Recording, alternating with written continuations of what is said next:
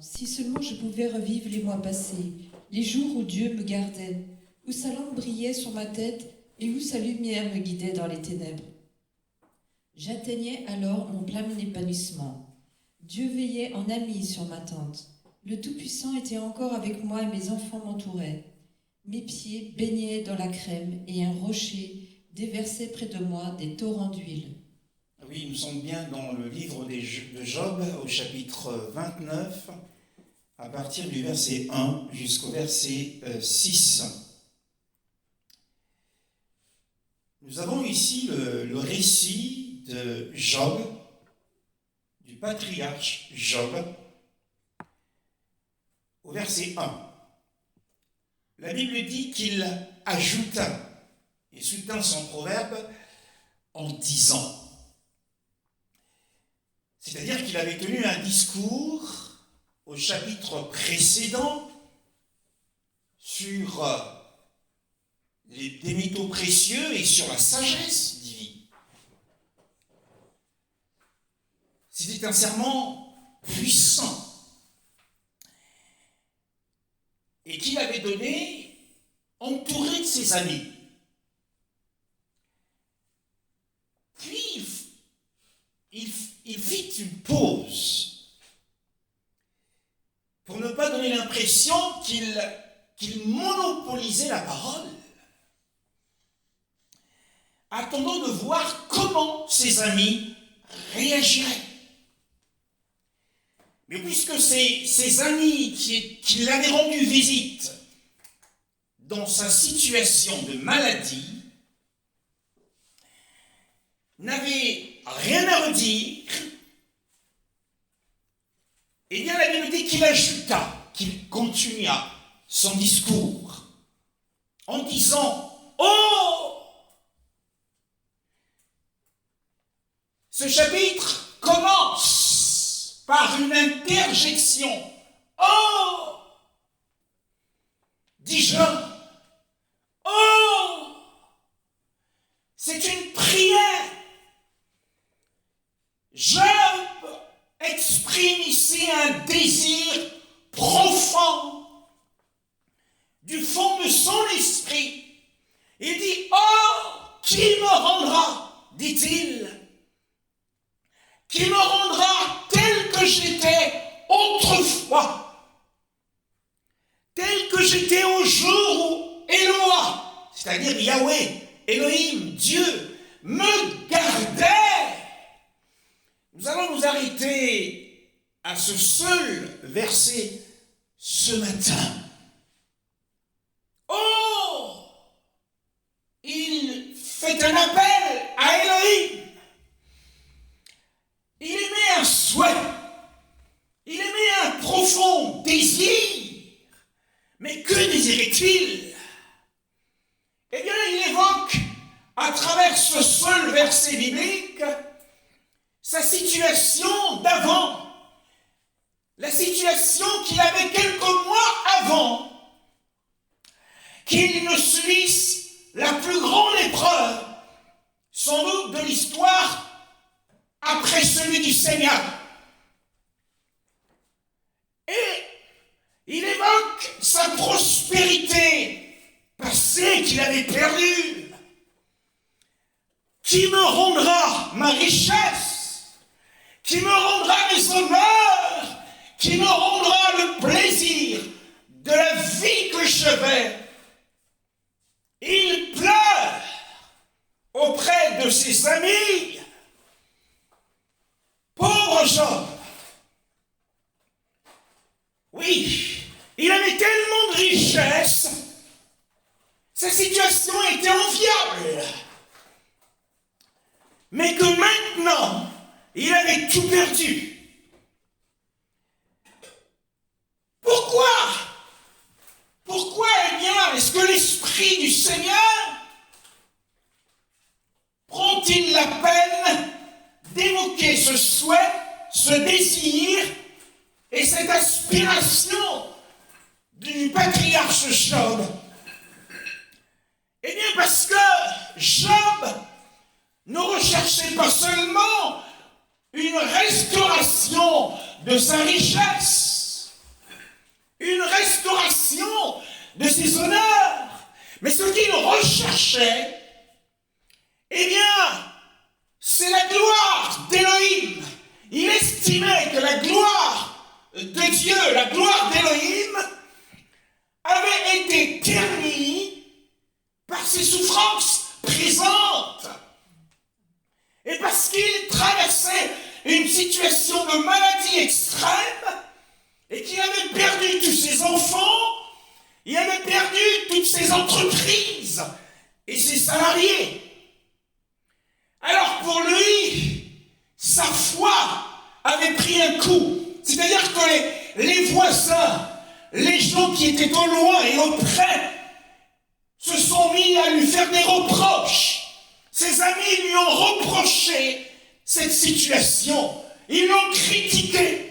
Ils ont dit c'est parce que tu es mauvais. Si vous lisez textuellement l'histoire de Job, vous vous rendrez compte que ses plus proches amis l'ont condamné. Ils l'ont accusé. Ils ont dit tu es mauvais. C'est pour cela que Dieu t'a retiré sa bénédiction. Alors, pour lui, sa foi avait été ternie. La gloire de Dieu avait été ternie par ses souffrances. Alors c'est pour cette raison qu'il s'écrie. Il dit, oh Yahweh, si tu pouvais me rendre ma richesse, alors ma réputation serait redorée. Ta gloire rayonnerait à nouveau sur ma vie. Et les reproches de mes amis seront réduits à néant et effacés.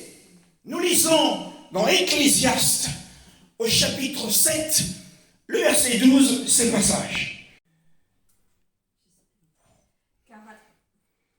Car à l'ombre de la sagesse, on est abrité comme à l'ombre de l'argent. Oui, ici le prédicateur, l'Ecclésiaste signifie le prédicateur, nous dit que, eh bien, nous sommes à l'abri quand nous sommes dans la sagesse.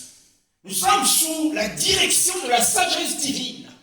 Et il ajoute, eh bien, que de la même manière que nous sommes à l'ombre, sous la protection de la sagesse divine, qui est Elohim, qui est Yeshua, de même, nous pouvons, dans cette vie, être sous la protection de l'argent. L'argent est une protection, est une défense contre les afflictions, contre les critiques, contre les jugements des hommes. Ainsi, Job réclamait de tout son cœur le retour et la restauration de ses biens, afin de réduire au silence tous ses persécuteurs. Telle était sa prière. Et comment pouvons-nous qualifier le désir de Job? Ceux qui sont très très spirituels diront, mais le désir de Job de rechercher, de retrouver la prospérité est un désir charnel, est un désir mondain. Beaucoup diront, mais c'est une pensée qui vient de l'enfer. Non. Tant que notre but de désirer la vie en abondance, de désirer la prospérité, tant que ce but est lié à la gloire du Seigneur, si nous désirons derrière cette prospérité, cette gloire, eh bien, viser la haute gloire d'Élohim, alors, eh bien, le désir que nous entretenons dans notre cœur est non seulement naturel, mais il est aussi spirituel.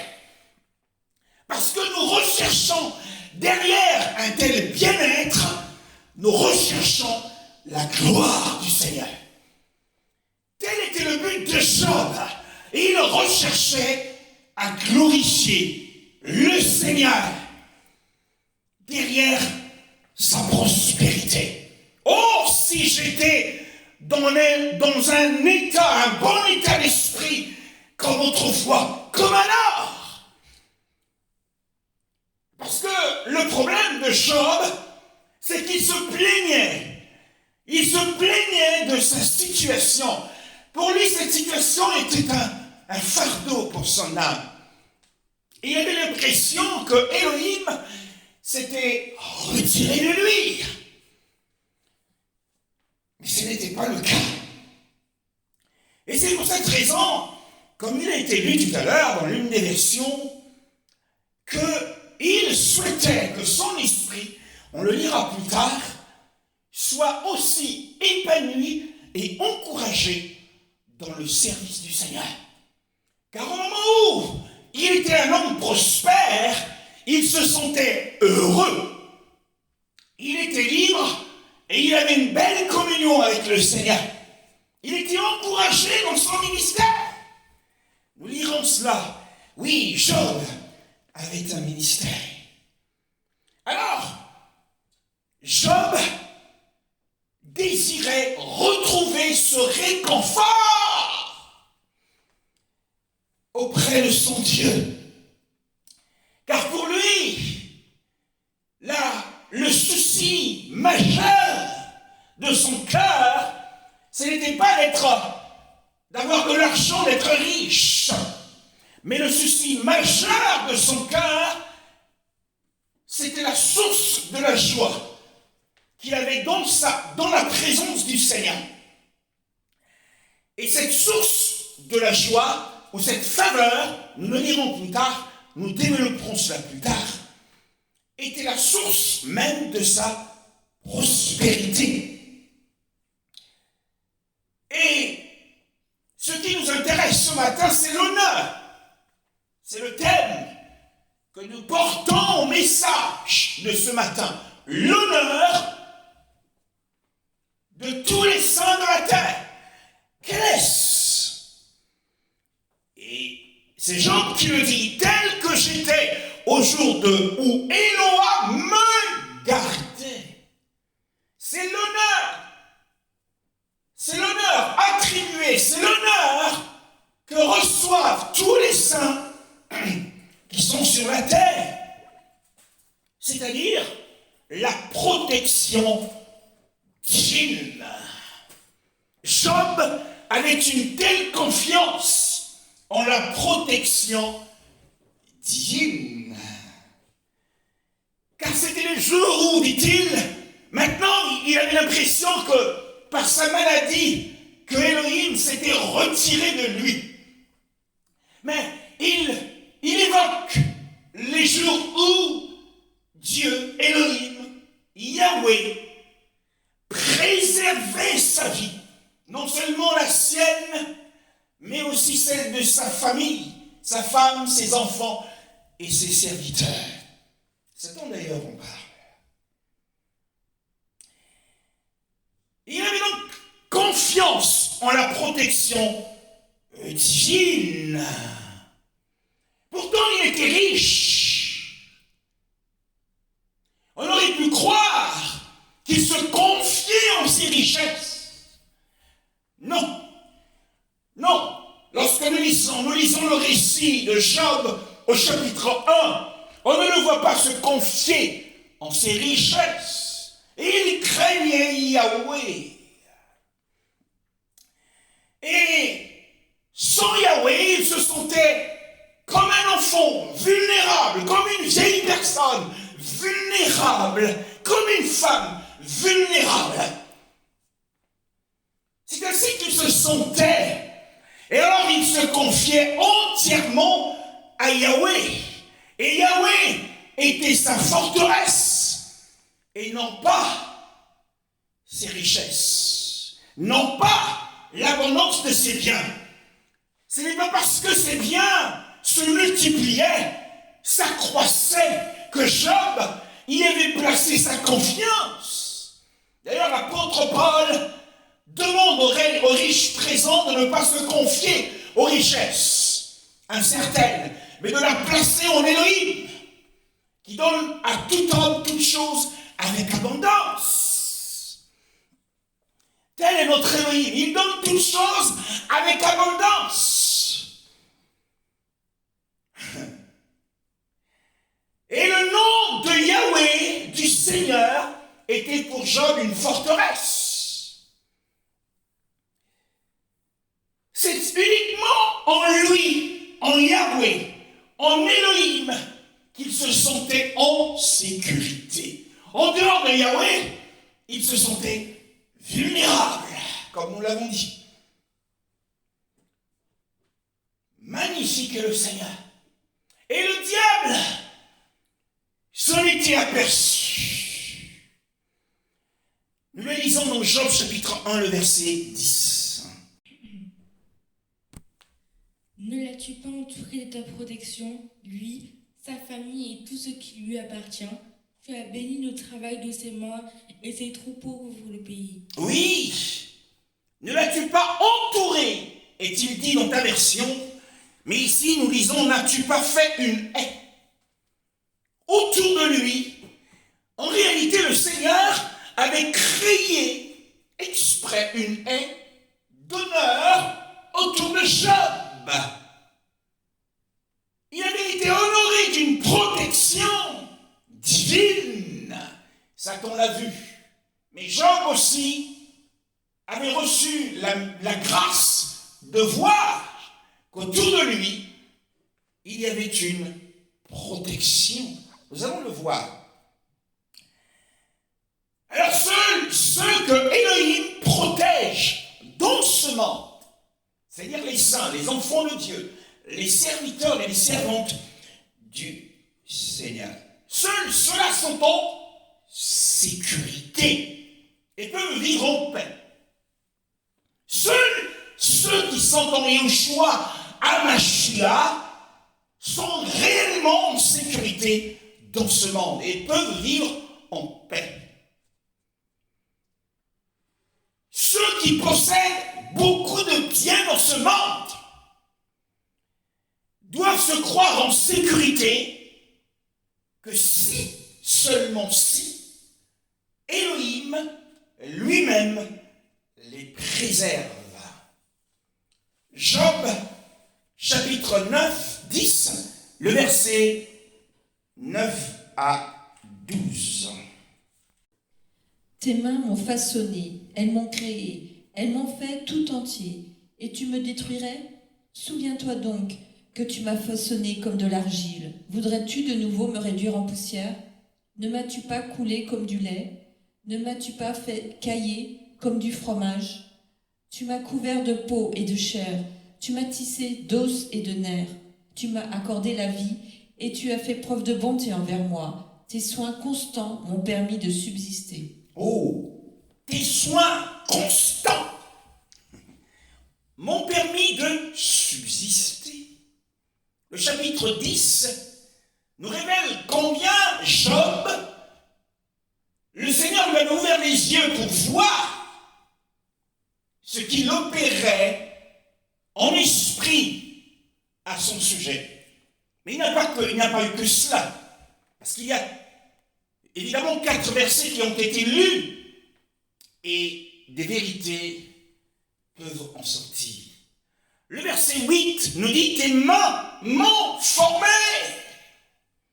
Non pas mon père, non pas ma mère, mais tes mains, oh Yahweh. Waouh! Les mains du Seigneur sont puissantes.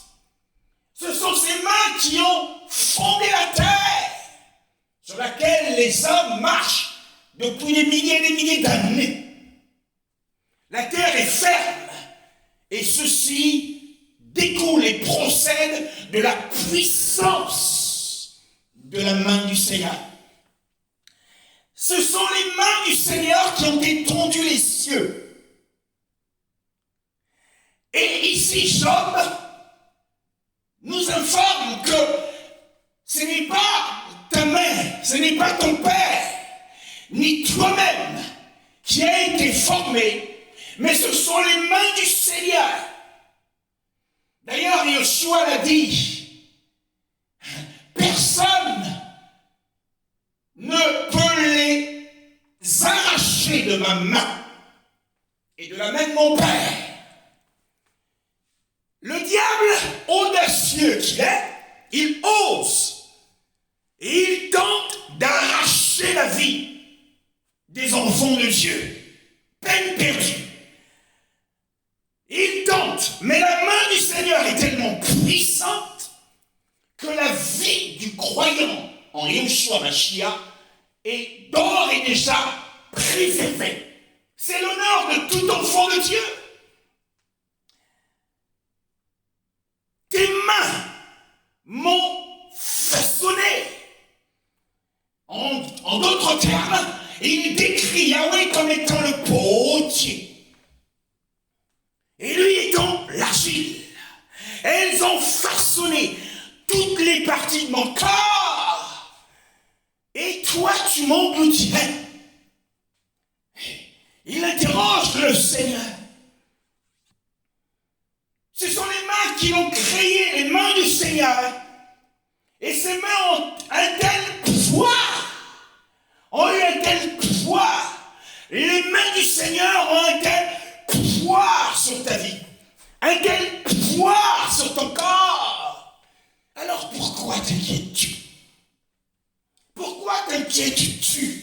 Il est ce potier qui t'a façonné dans un moule comme cela lui plaît pour l'usage qui lui plaît. Alors pourquoi t'inquiètes-tu? Pourquoi pleures-tu? Bien-aimé dans le Seigneur. Alors me fauche. Pourquoi pleures-tu? Bien-aimé dans le Seigneur. Nul autre homme, ni aussi, ne possède en lui-même une telle puissance dans la main. Au point que la main du Seigneur, quand elle repose sur un enfant de Dieu ou sur un enfant de Dieu, personne ne peut délivrer ou arracher de cette main, eh bien, l'objet convoité, c'est-à-dire l'enfant, le fils ou la fille. Jean chapitre 10, verset 28. Je leur donne la vie éternelle. Elles ne périront jamais et personne ne pourra les arracher à ma main. Oh, personne n'osera les arracher de la main du Seigneur, comme pour dire, eh bien, nous allons écourter son séjour sur la terre. On entendra, tu vas mourir, mais tu ne mourras pas au nom de Yeshua. Ouais, ses mains sont puissantes. Et il dit, mais et toi, dans ma situation, que veux-tu faire? Puisque c'est toi qui m'as créé, puisque c'est toi qui as pris soin de me façonner tel que je suis. Alors je n'ai pas à déshonorer ce corps, parce que c'est le Seigneur qui m'a façonné tel que je suis. Je suis une créature merveilleuse, façonnée des mains même du Seigneur. Mes parents n'ont été que les instruments par lesquels, eh bien, le Seigneur m'a façonné. Je ne dois pas me plaindre de mon apparence. Je ne dois pas être trop fier de mon apparence. Je ne dois pas non plus de mépriser mon apparence. Parce que mon corps est le temple du Saint-Esprit. Je ne dois pas être trop fier de mon apparence. Parce que, eh bien, la matière n'est autre que de la poussière. Je ne dois pas non plus déshonorer ce corps qui est un vase du Seigneur. Mais je dois le garder dans l'honneur et le respect dû à mon Créateur. Le verset 9 nous dit, souviens-toi, s'il te plaît. Et c'est Job qui pleure, qui implore et qui supplie. Souviens-toi que tu m'as façonné comme de l'argile. Bien-aimé dans le Seigneur, Job se reconnaît comme étant un vase fait d'argile. c'est-à-dire qu'un vase fragile.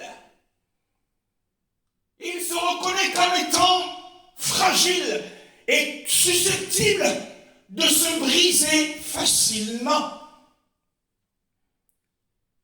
Que peut-il arriver à un vase d'argile? Eh bien, si nous prenons un poids, quelque chose de lourd, de très lourd, que nous posons, que nous déposons, ou que nous apposons sur ce vase, mais à cause du poids important de l'objet au-dessus, ce vase va se briser facilement.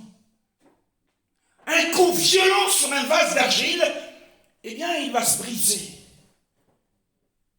On sait que lorsqu'on a un vase d'argile, c'est un vase précieux, un vase d'honneur, peut-être. Comment il est fait, comment il est peint, comment il est décoré. Il peut être placé dans un endroit de salle de vie, salle de séjour. Et nous en prenons soin. Mais ici, nous découvrons que Job s'identifie à ce vase, même dans sa maladie. Il dit au Seigneur, souviens-toi. Est-ce que le Seigneur a-t-il oublié que nous sommes fragiles? Il se souvient que l'homme n'est que poussière.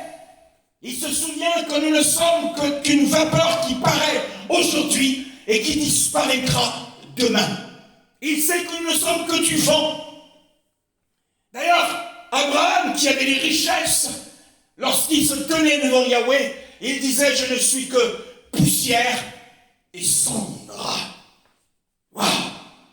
Ainsi Job, dans son humilité, il dit à Yahweh, souviens-toi. N'oublie pas que tu m'as façonné comme de l'argile. Souviens-toi que je ne suis qu'un vase de terre. Alors ta main là, ta main qui m'a façonné, oh, qu'elle ne soit pas pesante sur moi, de peur que cette main ne finisse par m'écraser et que je ne sois brisé.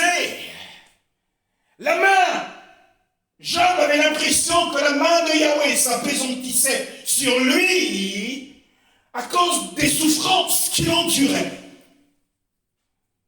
La main qu'il avait façonnée, qui est tellement puissante, il avait l'impression que cette main était au-dessus de lui. Et que cette main pesait tellement lourd qu'il n'en pouvait plus. Alors il dit, souviens-toi, s'il te plaît, que tu m'as façonné comme de l'argile et que tu me ferais retourner à la poussière. C'est-à-dire que tu m'écraserais au point que je retourne et que je meure en fait. Tu es poussière et tu retourneras à la poussière. Mais ce n'était pas la volonté du Seigneur. Il devait passer par là, mais ensuite, une plus grande gloire l'attendait au bout du chemin. Job, le patriarche Job. Le verset 10 nous dit, ne m'as-tu pas versé comme du lait? Ne m'as-tu pas versé comme du lait et fait cailler comme du fromage? Waouh! Job, ici, rempli de la sagesse divine, parle en métaphore. Il parle en parabole. Il dit, ne m'as-tu pas versé comme du lait? Que voulait-il dire? Comment percer ce mystère? Eh bien, ici, Job est en train de décrire de manière éloquente, par comparaison, la formation de l'être humain dans le ventre de sa mère. Ne m'as-tu pas versé comme du lait? En réalité, le lait, lorsque nous l'observons, la nature du lait, c'est qu'il est liquide. La couleur du lait, c'est qu'il est blanc. Et ici, le lait représente les spermatozoïdes de l'homme, mais aussi l'ovule de la femme. Et il dit, ne l'as-tu pas fait cailler comme du fromage? Alors le caillage ou le caillé, seuls les professionnels, les artisans le savent, les fromagers. Le caillé, c'est l'état solide du lait, ou c'est l'état embryonnaire avant d'avoir un fromage consistant et bon. Le caillé ici, c'est l'embryon. Là, le patriarche est en train de dire que la mêlée, l'ovule au spermatozoïde ont donné naissance à un embryon. Et cet embryon a donné naissance en évoluant à un fœtus. Et ce fœtus est devenu le bébé Job dans le ventre de sa mère. L'embryon ici est représenté par le fromage. Waouh! Il a parlé avec sagesse. Pour décrire, eh bien, ce phénomène, nous pensons que c'est l'homme et la femme, mais l'homme et la femme ne sont que des instruments. C'est Yahweh qui produit le lait, qui produit le caillage et qui produit le fromage que tu as été autrefois dans le ventre de ta mère. Béni soit le Seigneur. Alors la semence de l'homme et de la femme durcissent, deviennent le caillé et donnent naissance au fromage. Alors ça commence à prendre forme, semaine après semaine, mois après mois, et après on entend les premiers cris du bébé. On se réjouit. Au verset 11, il dit, tu m'as revêtu de peau et de chair, et tu m'as entouré d'os et de nerfs. Là aussi, il continue à exprimer les merveilles de Yahweh dans la structure et la création de l'homme. Les os recouverts de chair, c'est le sous-vêtement de l'âme. Et la chair recouverte de peau, c'est le vêtement de l'âme. L'apôtre Paul décrit dans 2 Corinthiens 5, le verset 1 à 4, 5, alors le verset 5, que le corps de l'homme est un vêtement pour son âme, bien-aimé dans le Seigneur. Au verset 12, qui nous concerne principalement, tu as traité ma vie avec bonté, dit-il. Et dans notre version, tu m'as donné la vie et la grâce. Tu as gardé mon esprit sous surveillance. Est-ce qu'il avait vu, Jean? Il avait vu que son esprit et celui de sa femme, celui de ses enfants, étaient gardés sous surveillance.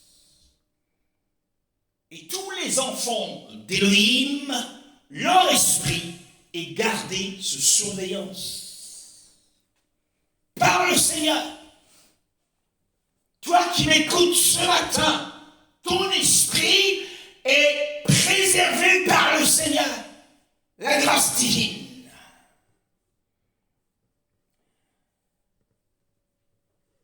Le Proverbe chapitre 20, le verset 27. L'esprit de l'homme est une lampe de l'Éternel. Il explore le plus profond des lettres. Oui, l'esprit de l'homme est une lampe de Yahweh. Mais cette lampe, c'est la lampe de Yahweh. Et dans le passage que nous sommes en train de lire entre-temps, tu as traité ma vie avec bonté, tu as gardé mon esprit sous surveillance, tu m'as donné la vie, disent d'autres versions, tu m'as donné la vie. Mais de quelle vie s'agit-il? Eh bien, le patriarche parlait de la vie naturelle. Et le sage également, lorsqu'il dit « L'esprit de l'homme, de l'être humain, est une lampe de Yahweh », il parle de la vie naturelle, est une lampe de Yahweh. Et au commencement, cette lampe brillait tellement en Adam, car la Bible dit que Yahweh souffla sur lui un souffle de vie, et il devint une âme vivante. Il brillait de la lumière de Yahweh. Mais lorsque le péché vint, cette lumière devint de plus en plus faible. Et la lumière de Yahweh ici, c'est cette chandelle qui est en tout homme.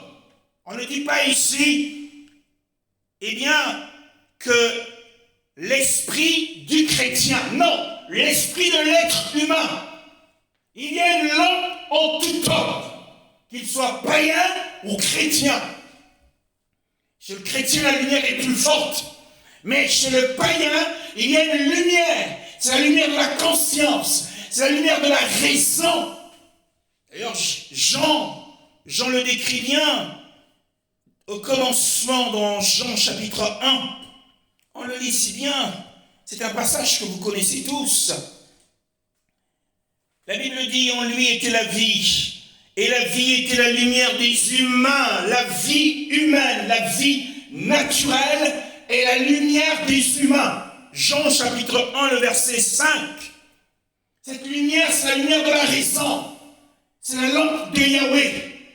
Et avec cette lampe, les hommes cherchent le Seigneur en tâtonnant. Et s'ils obtiennent la grâce, ils le trouveront. Eh bien, le tâtonnement vient de cette lumière de la conscience, la vie naturelle. Et voyez-vous, c'est Yahweh qui allume cette lampe.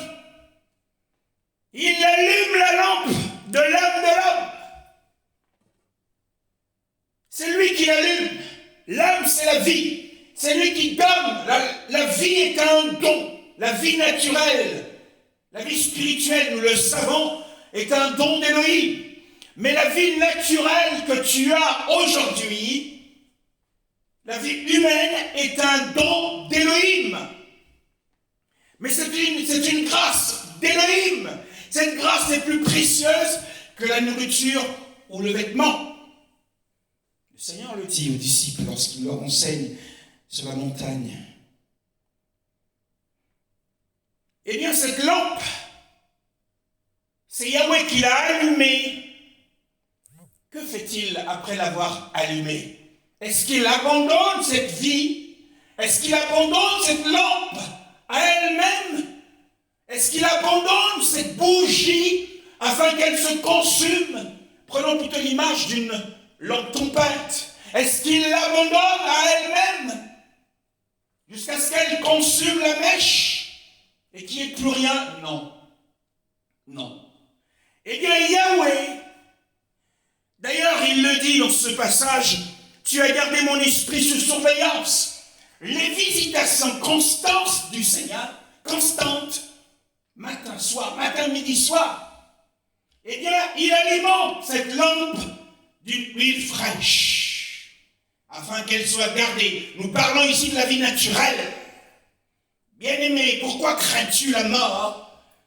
Pourquoi crains-tu les adversaires de la vie naturelle? Le cancer.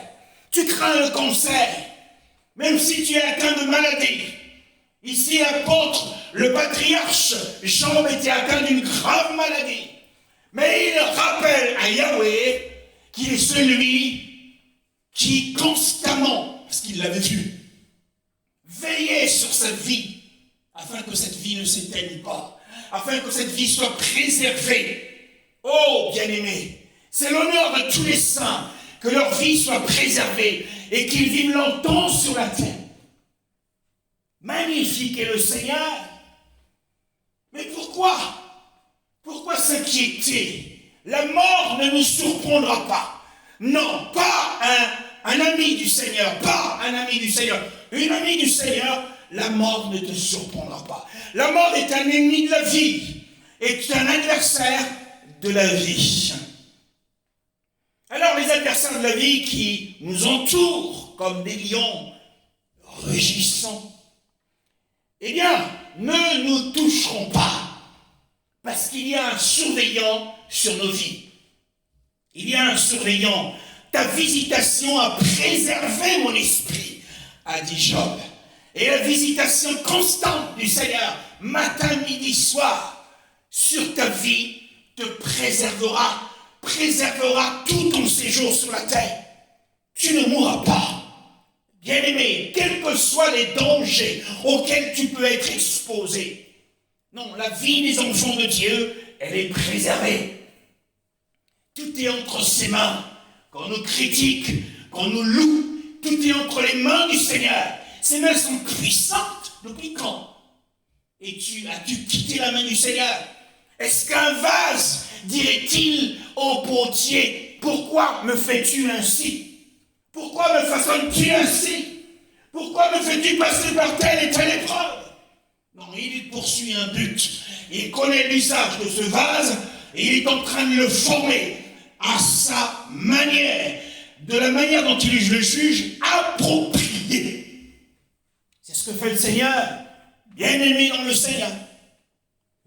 Oh, tu peux dormir tranquille, car celui qui garde ta vie, c'est le Seigneur, et qui la protège contre les adversaires, la mort, la maladie, contre tes ennemis spirituels, la sorcellerie, contre les attaques des démons. Et le Seigneur, en te bénissant, nous lisons ici, tu as traité ma vie avec bonté. Cela ne signifie pas seulement la grâce de la protection, mais cela signifie aussi, la grâce dont il est question ici, c'est la grâce qui procure les conforts de la vie. En sorte que tu ne manqueras de rien. Tu vivras dans l'abondance. Et c'est ce que Job ici dit, tu as traité ma vie avec bonté. La vie naturelle. Les chrétiens doivent expérimenter la bonté de Yahweh sur la terre. Ils doivent prendre plaisir à la vie humaine, bien qu'étant spirituelle, mais ils doivent prendre plaisir à la vie humaine. Et non pas, ah Seigneur, reviens, prends, viens nous chercher. On en a marre de cette vie. Non. Il a créé la terre pour les hommes et ce qu'elle renferme. Prends plaisir, et le Seigneur veut prendre plaisir, lui aussi, à ton bonheur sur la terre. Oui, le bonheur et la grâce nous accompagneront tous les jours. C'est spirituel ça? Oui, c'est très spirituel. Nous venons de le lire, le désir de Job n'était pas un désir charnel et mondain, mais c'était un désir spirituel, car il visait la gloire du Seigneur. Il voulait glorifier le nom du Seigneur, car il estimait que la gloire du Seigneur, par ses souffrances, avait été ternie. Que la profession de sa foi, sa religion, là, les gens disent, oh, mais ce gars-là, il n'a pas d'adresse. Il est pauvre, qui peut l'écouter? Et ça avait pris sa foi, sa religion, sa relation avec le Seigneur, aux yeux des hommes, bien sûr, avait pris un coup. Mais le Seigneur est merveilleux. Tu es sur le chemin de la restauration. Et les ressources quotidiennes dont tu as besoin te seront données avec abondance. Que le Seigneur te bénisse au nom de Yeshua.